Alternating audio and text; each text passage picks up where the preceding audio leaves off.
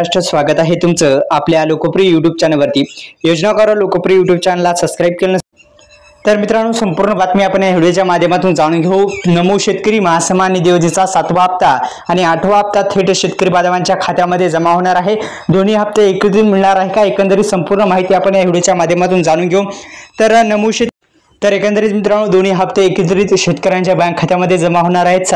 नमो शेतकरी योजनेचा 7वा हप्ता आणि 8वा हप्ता थेट शेतकरी बांधवांच्या खात्यामध्ये एकंदरीत आपण जर पाहिलं तर 4000 रुपये थेट शेतकरी बांधवांच्या खात्यामध्ये अखेर जमा होण्याची सुरुवात संपूर्ण माहिती आपण या व्हिडिओच्या माध्यमातून जाणून घेऊ। खरंच जमा होण्यास सुरुवात झालेली आहे का आणि कोणकोणत्या शेतकरी बांधवांना मिळाले आहेत का, संपूर्ण माहिती आपण एका व्हिडिओच्या माध्यमातून जाणून घेऊ। व्हिडिओ शेवटपर्यंत बघा। आपल्या YouTube चॅनलला सबस्क्राइब केलं नसेल तर संपूर्ण बातमी आपण एका व्हिडिओच्या माध्यमातून जाणून घेऊ। तर मित्रांनो व्हिडिओ शेवटपर्यंत बघा। आपल्या योजनाकार लोकप्रिय यूट्यूब चॅनलला सबस्क्राइब केलं नसेल तर सबस्क्राइब करू शकता।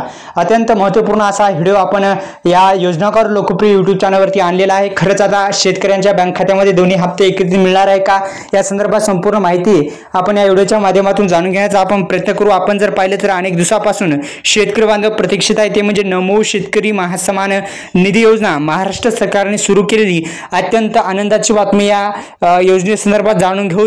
तर मित्रांनो पुन्हा एकदा विनंती आहे, यूट्यूब चॅनलला सबस्क्राइब करा।